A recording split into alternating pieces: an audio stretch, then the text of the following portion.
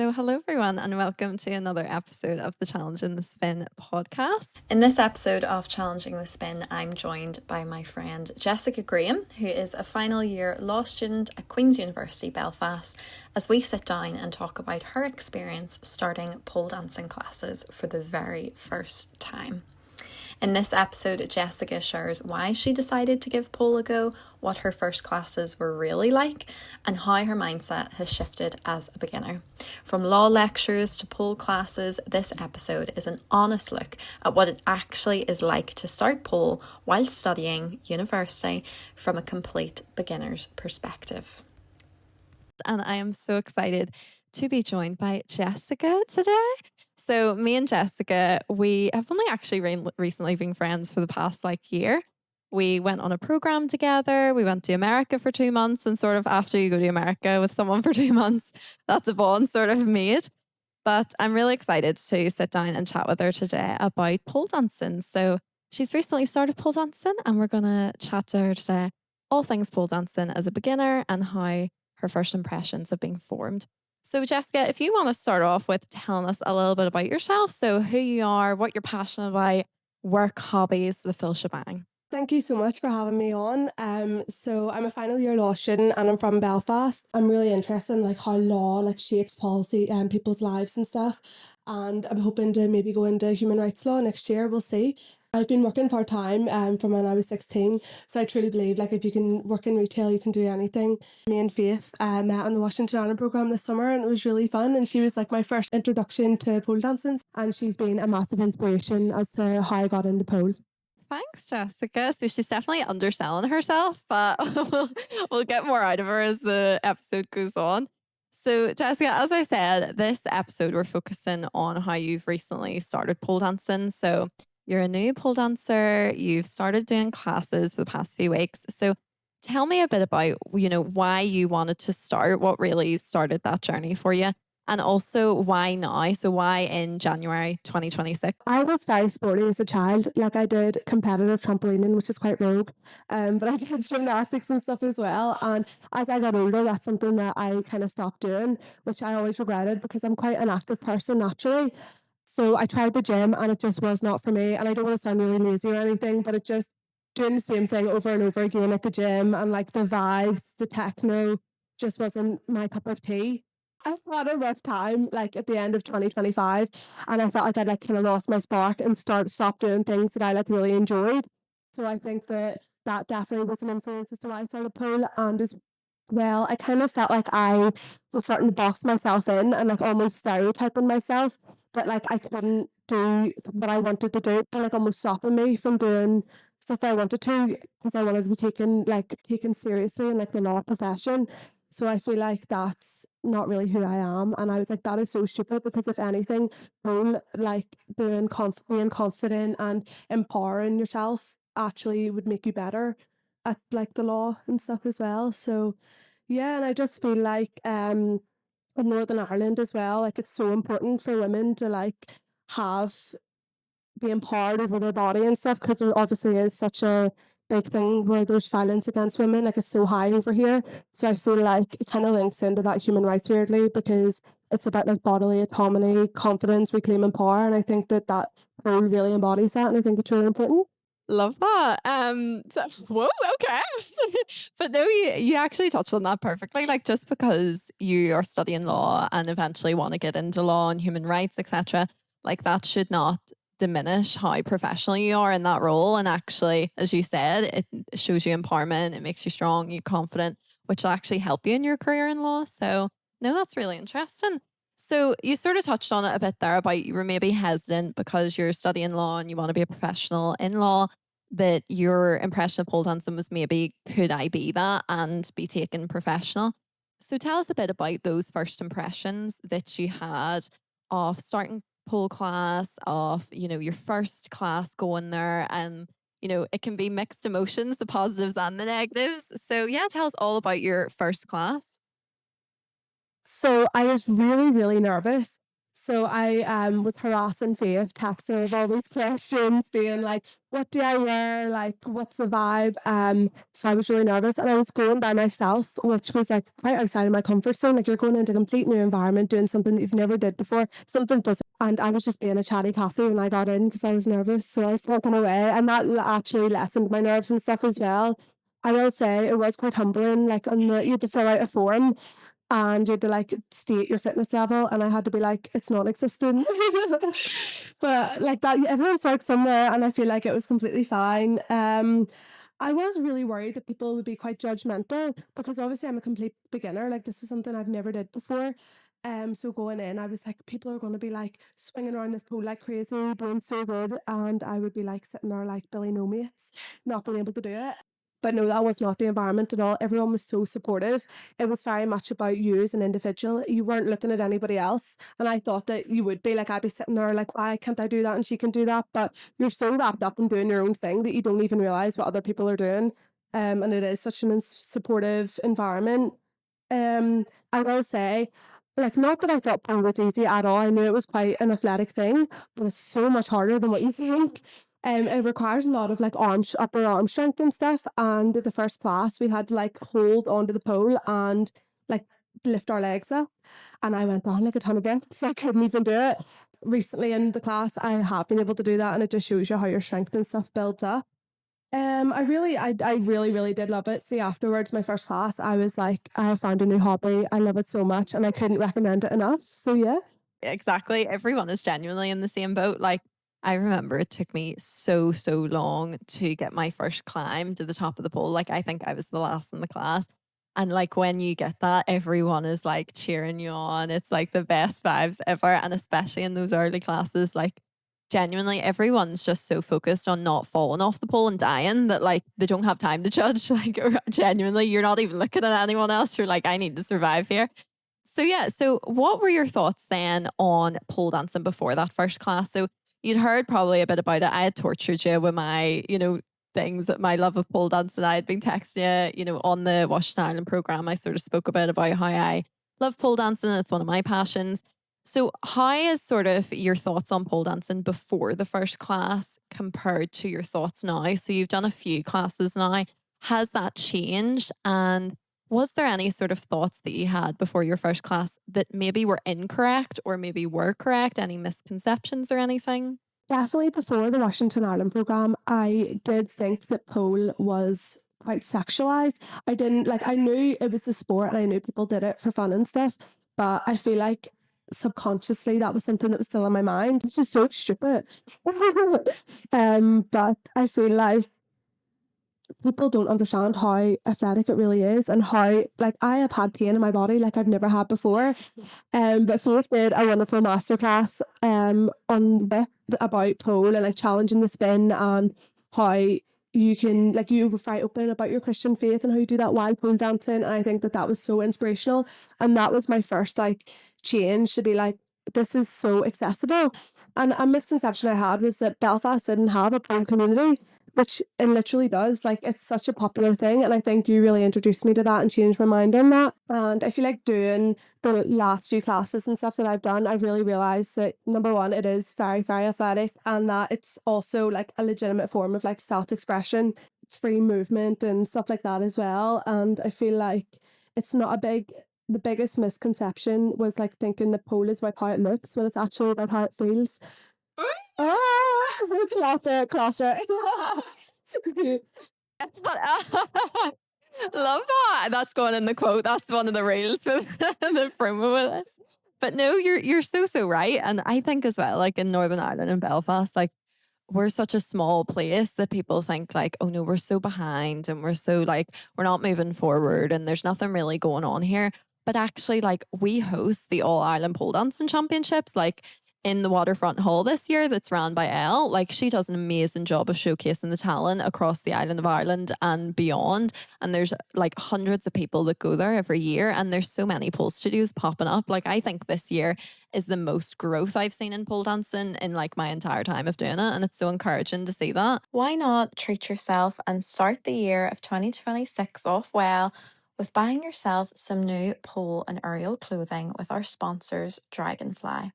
Dragonfly is a brand with a dragonfly symbol that combines the beauty of sports with perfect clothing. Dragonfly lives for quality sportswear and maximum exercise experience with a main focus on pole dance and hot yoga. Dragonfly is clothing that gives freedom of movement, it's functional, it's durable, and of course, it looks good too. Today, it supplies sportswear to more than 80 countries worldwide and is one of the top market leaders in sportswear for pole dance and aerial hoop.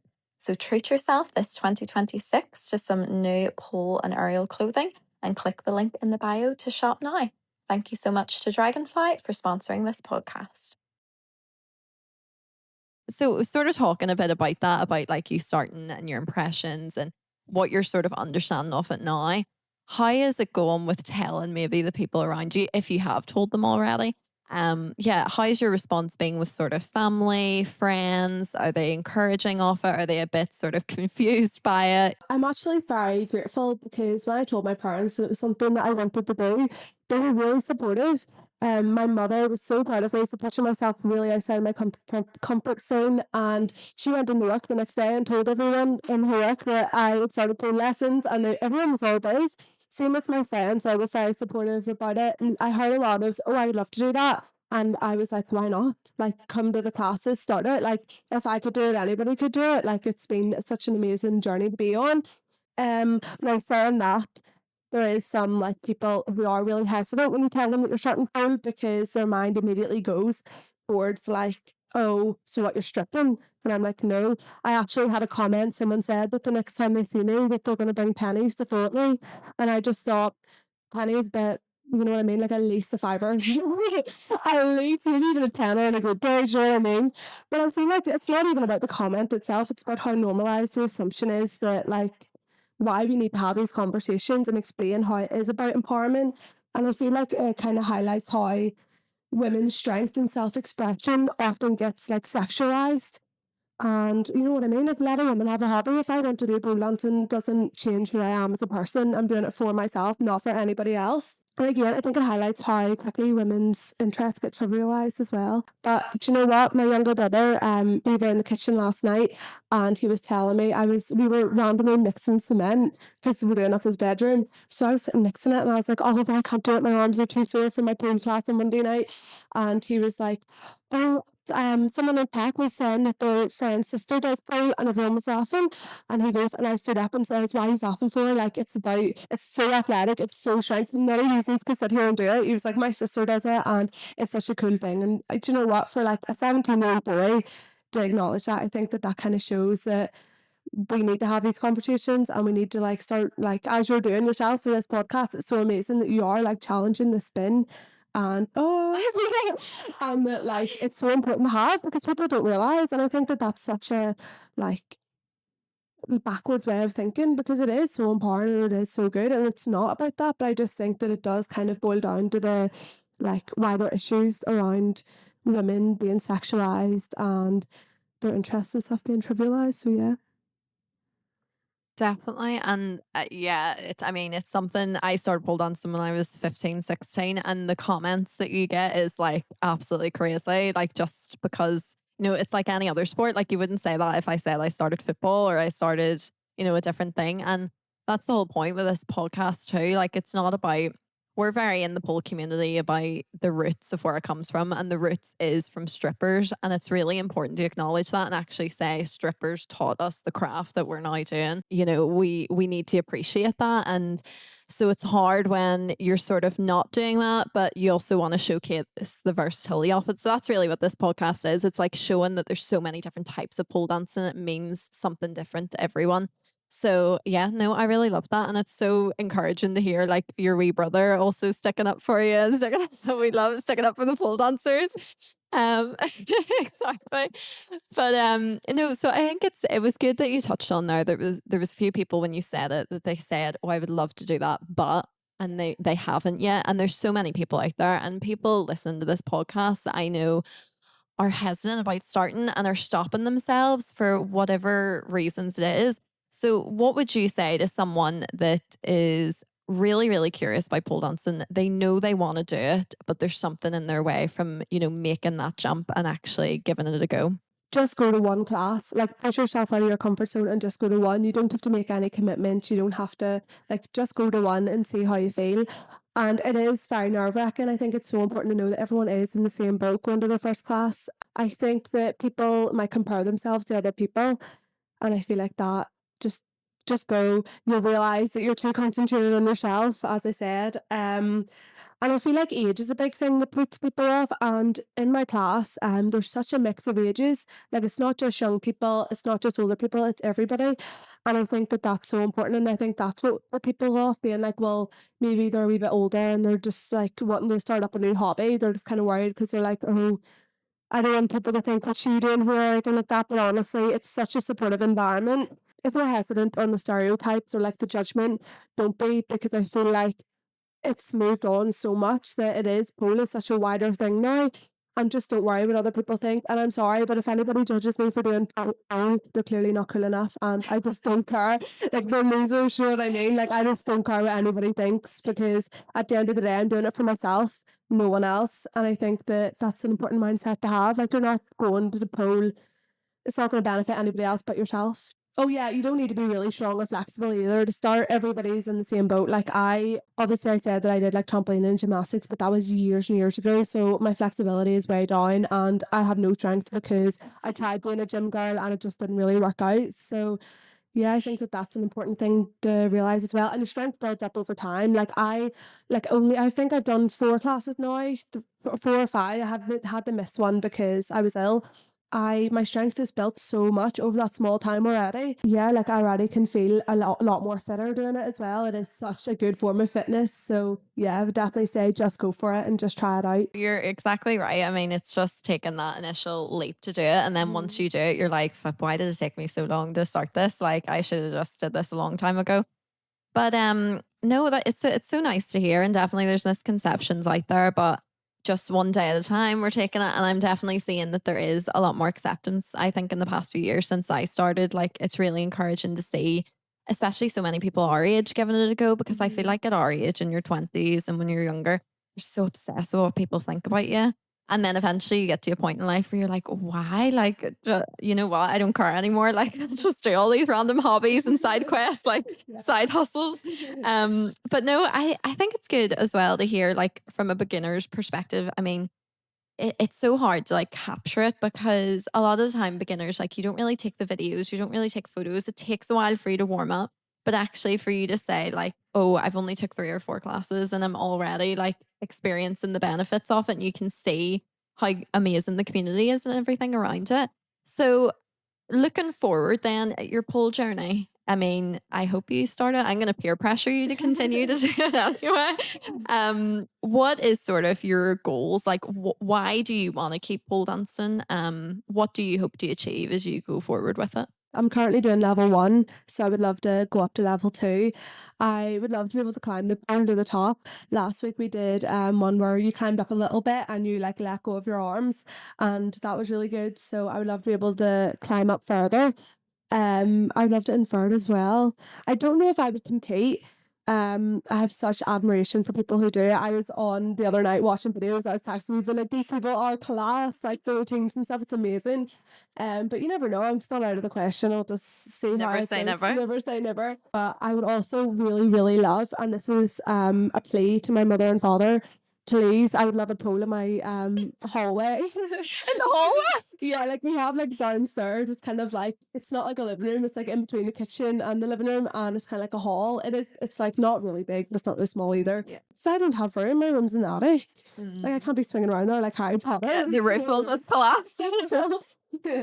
So I would love to have a pole in my house so I can practice and stuff. You were saying that when you first started, you started because you bought a pole during lockdown or something, wasn't it? Yeah, I definitely don't recommend it to people, but yeah, I watched the thing on Netflix and then instantly bought a pole, and it's still in my garage. I still use it, but Brilliant.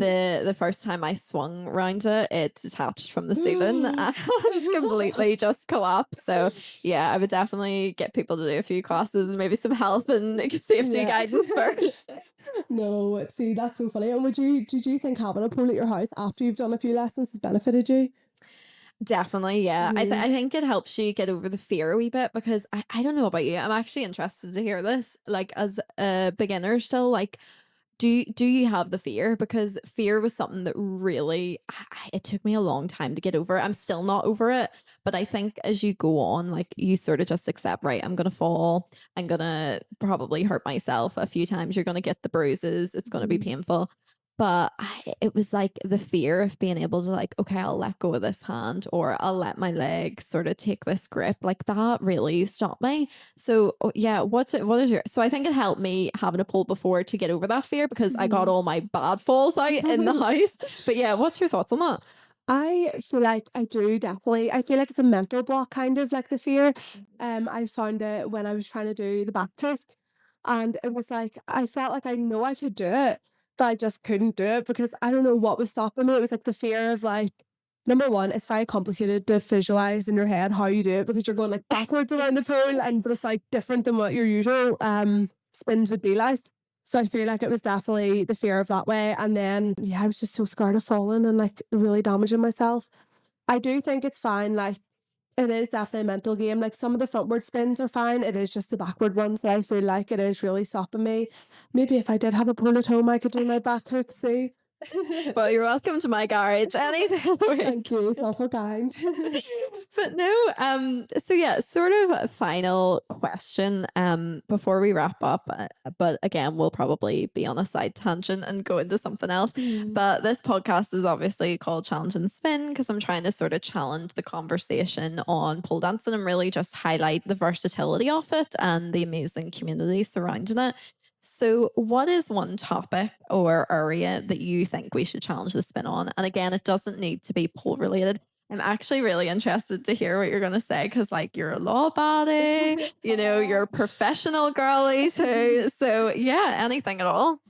So I think we need to challenge the idea that women like have to make themselves smaller or more respectable to be taken seriously, especially like in a professional space, like whether it's like pole dancing or, for example, I drive a pink car. Does that make me any less intelligent or good at my job? No. Like, do you know what I mean?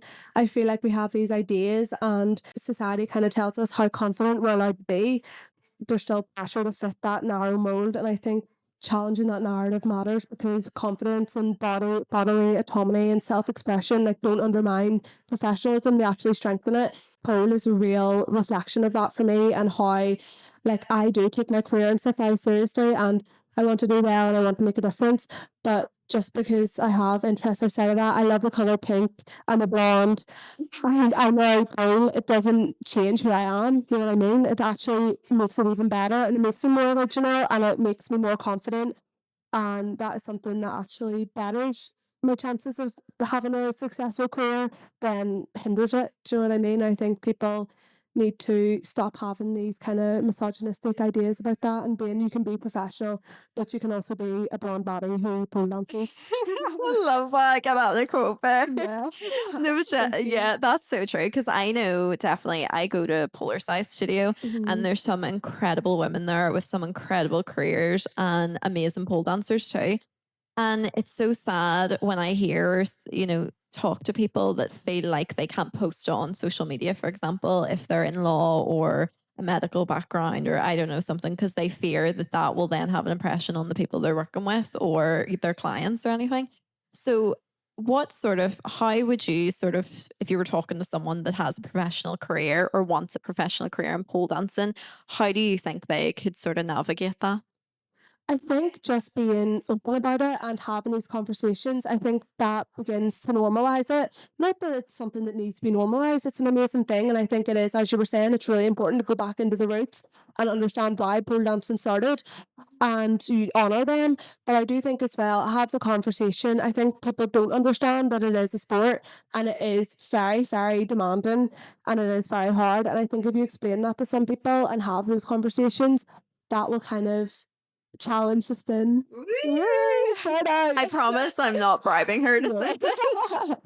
So yeah, I just think it is important to be open and honest. And like I went into work the next day and I was all at biz, as in like I know I work in retail and it is a wee bit different, but it still is a professional environment. I went there and I was busy and I was like, everybody, guess what? I did my last pole class last night and everyone was very supportive. I think you just need to just talk about it and be open about it and Yeah, and also if you want to post it, go ahead and do it. It's your own social media. You're not posting anything bad. It's not as if it's like illegal. You know what I mean? Like, I don't know. I just feel like it is a confidence thing within yourself as well to be open about it. And I think over time that probably does build up. Like I am very open about it because it is something that I'm quite proud of to push myself outside my comfort zone and do that. And again, it is like a sport, so people go about saying, "Oh, I do football, I do hockey, whatever," and they post about that. Or even men post about the gym, like they go and they post. So, like, what's the difference of a man going to posting on social media a picture of them shirtless with their arms out than a woman posting like a cool truck around the pole? Do you know what I mean? So I think that there is kind of some double standards with it, and we need to kind of break that down. I love it. Oh, thank you. Period.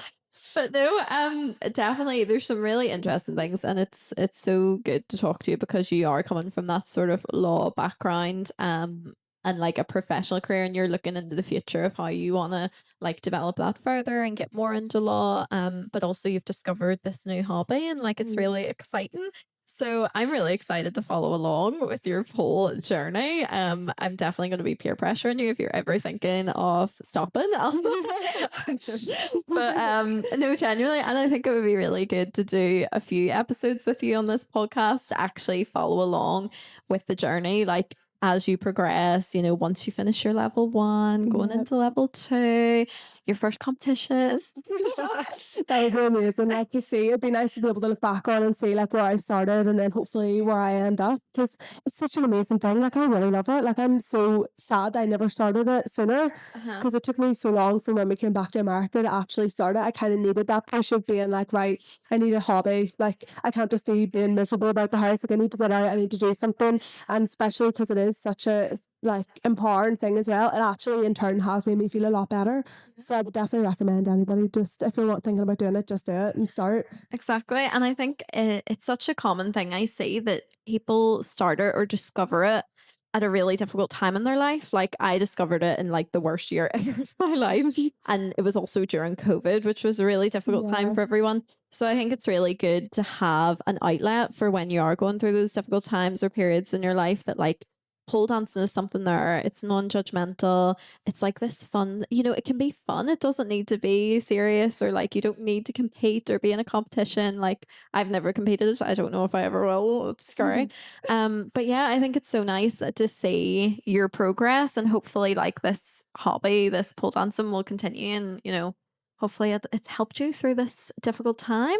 Yeah. Definitely has. It's been really, really fun. Like, it's a nice distraction, you know, as well from like if you're working all day and then I have my prom class on a Monday night to look forward to and I go and I just have a good time, you kind of forget everything and you're just swinging around that pole and they play music and stuff as well and you get to do like wee routines and all at the end. So it's pretty fun, yeah. Exactly. And shout out polar size because you're a polar Yes, size now. they're horrific. They're amazing. So they are. Trina, the instructor, she is brilliant. Like she really highlights how everybody's on their own journey and stuff, and she's very helpful, giving tips and tricks. She's brilliant. Can't recommend polar size enough. Love it. Shout out polar size. We're both polar size bodies. We are.